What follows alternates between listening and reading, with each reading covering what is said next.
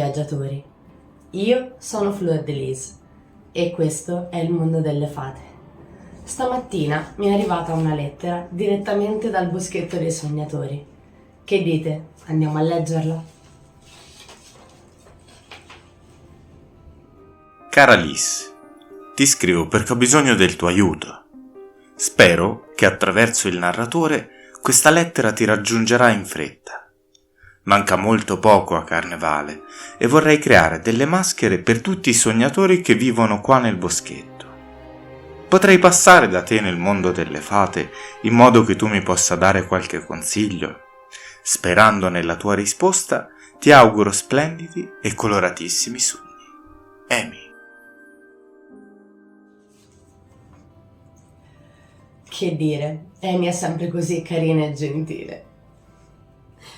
Non resta che risponderle e aspettare che mi raggiunga nel mondo delle fate.